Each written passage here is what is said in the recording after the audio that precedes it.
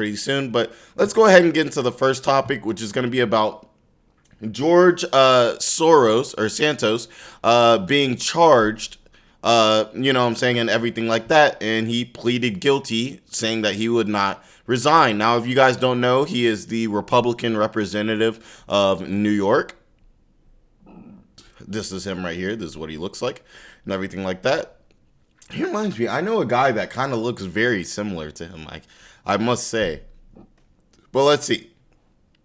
Now, Republican George Santos, okay, perfect, of New York, said Wednesday he will not be resigning from office after pleading not guilty to an array of federal crimes, including fraud, theft, money laundering, and making false statements. He struck a defiant tone as he spoke to a swarm of reporters after his brief arraignment in federal court in Long Island. He called the case a witch hunt as he vowed to clear his name. Now, the scandal-plagued freshman congressman who took office less than 5 months ago confirmed he had plans to run for re-election in 2024, which, as you guys know, this is definitely going to make his re-election a lot stickier. Now, he is accused of spending campaign funds on luxury clothing. He was out there buying that Versace, that Gucci, you know what I'm saying? He had to be fresh, and car payments, fraudulently receiving more than $24,000 in unemployment benefits, and reporting false income and asset data on house disclosure forms. He was arraigned on Wednesday afternoon, hours after his arrest, on a 13-count indictment. He was released on a $500,000 bond, so it's pretty serious out here, a spokeswoman from the courthouse said. Now it says this indictment seeks to hold Santos accountable for various alleged fraudulent schemes and brazen misrepresentations. She said at the press release. Taken together, the allegations of this indictment charge Santos with relying on repeated dishonesty and deception to ascend the halls of Congress and enrich himself. He is scheduled to appear in court again on June 30th before the U.S. District Judge Joanna Seibert. The congressman appeared Wednesday afternoon in a packed congressman for his brief arraignment before a federal magistrate judge. You know, it's becoming a thing now. Is this, I wonder, ever since Trump and everything came around, I wonder, is it like this whole idea of politicians, like, going to jail or ending up in court cases, like, is this about to start becoming the new norm? Like, has Trump now opened the door for, hey, as long as you're not guilty, like, it's fine. Like, it's fine. Like, this is normal. And I really don't think that people should have to pay penalties for charges that they're guilty of, or else then you could eventually, essentially accuse anyone of any type of charge. And then, even if they beat it, you still pretty much ruin their reputation. So if that was your goal, then that would be pretty much a way to do it. You just sue somebody, you spend some money on some lawyers, and even if you lose it, it's fraudulent. You ruin their reputation. You might have still achieved the goal that you wanted to achieve. But I do think that kind of does say a lot about the state of America, that we're starting to see so many politicians dealing with these types of things. I mean, politicians, as before, normally do have a lot of dirt behind them, DUIs, things like that are on their records and stuff. But, you used to not hear about it. Now, it's all in the forefront. Now it says his bond is secured by 3 sureties whose identities are being kept private due to fears of potential retaliation. Santos surrendered his passport and was ordered to not travel outside of New York, and Washington, D.C. without getting advance permission from the court and pretrial services. A spokesperson for Santos' office referred CNBC to the congressman's counsel, who did not respond for comment. They never do. Why would they? When they're ready to say something, they'll come out and they will say it themselves. Now, the charges follow a mountain of scandals that have weighed Santos down since he was sworn into Congress in January. So just starting out, The freshman Republican weeks earlier announced his 2024 re-election campaign, rebuffing critics from both parties who would call for his resignation. He faces a maximum penalty of 20 years for the top charges against him. I'm surprised it was only 20 years. That seemed like that was a decent bit of charges. You guys know, normally financial crimes aren't. Normally, you're not caught and thrown into jail for financial crimes, but normally they do, like, if you actually get found guilty, which rarely happens, but when it does happen, it's normally a pretty harsh crackdown when you're doing, like, financial crimes, that type of thing. I think about even Mike, the situation from Jersey Shore had to go away for like a year or something like that.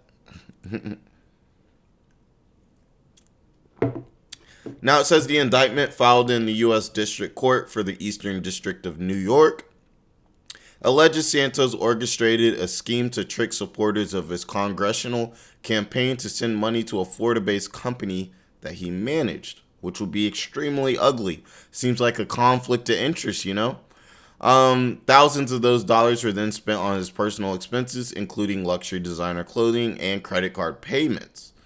It says Santos allegedly directed a unnamed person to falsely tell supporters the company was a nonprofit and that it would use the contributions for Santos' congressional bid. In actuality, he converted most of those funds to his own personal benefit. This was, of course, according to the, indictment, which he was found non-guilty of. But almost ask when we have to deal with these situations now, which it seems like we're going to have to start dealing with a lot more in the future. The thing I think about is somebody's credibility. So think about this. Right now, we're sitting here and we're reading an article that CNBC put out because this person was found not guilty. So I'm sitting here, I'm speaking about the topic, I'm covering the news. It's my job. I cover the news. It's what I do. I'm covering the news. Maybe your connotation of Santos will be worse by me covering this news. I hope not, because he was found not guilty. But you get the point that I'm trying to make. It's kind of one of those things where it's like, how should you be able to kind of sue news sites for essentially they're telling the truth, but this will still ruin your reputation? If you guys know what I kind of mean by this, I don't necessarily know exactly how to explain it, but I feel like a lot of you guys know what I mean by this. It's like, just by writing this article, you're kind of screwing Santos over, even though he was found non-guilty. Now, let's see. Now it says he was also charged with falsely claiming to be unemployed in order to receive government benefits during the C-19. At the time, he was the regional director of an investment firm. Excuse me. They made $120,000 a year. He allegedly received about $24,000 in undeserved unemployment insurance benefits. Well, he was found non-guilty. I feel like that would be something that's pretty easy to prove. Like, was he working? Then, you could easily just go to, his career, his job, and see, was he working during this time? And then just, it's the government. They can obviously go pull up the government paperwork and see, did he collect these benefits during this time where he was working? So with him being found non-guilty or not guilty, obviously this wasn't what happened. So that's what I'm saying. Why are they still sitting out here putting out articles if, it was like that? I guess they're still trying to, make history, show this case did happen. This was the facts of the case. This is what he was being attacked with and everything like that. But I feel like at a certain point, this has got to become slander. It's almost like if, let's say somebody got accused of SA when they were 18 years old and they were non-guilty because they didn't do it. If everybody is talking about it, news reports are still talking about it when they're 30 years old, they're going out and doing great things and they still have to deal with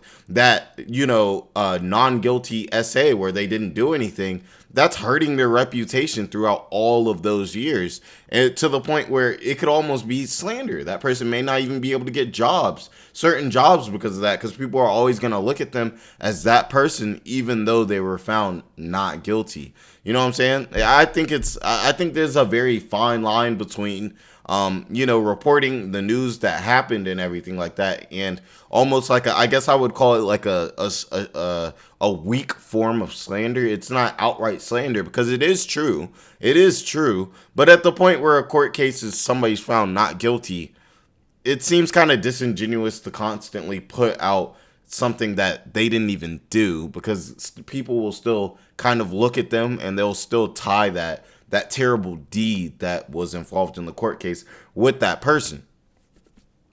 Now, it says coincidentally, the House could consider a bill this week targeting C-19 fraud by providing incentives for states to investigate and recover overpay of those benefits. Santos is one of the bill's co-sponsors. The congressman is also accused of making false statements in the House disclosure reports he was legally required to complete as candidate for office. In the forms he filled out for his 2020 campaign, he failed to report more than $25,000 in income from the investment firm where he worked.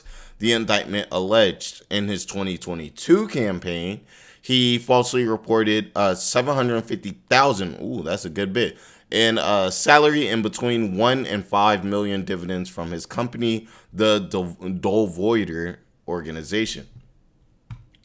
So I think this is really pretty interesting, guys. I think this is an interesting one. I mean, it's nice to see. Like, shout out to Santos, not DeSantis. I'm thinking you guys know exactly who I'm thinking about, Mr. Florida governor over there. But Santos, W day for him and everything like that. But this is, like I said, this is going to be something that's going to linger over his head. So I just want to know what you guys think about it and everything like that. Like, what do you guys think? Do you guys think that the news should still cover court cases and still kind of include that? Maybe this is a little bit different since this court case was extremely recent. But let's say he's trying to run for president in 10 years.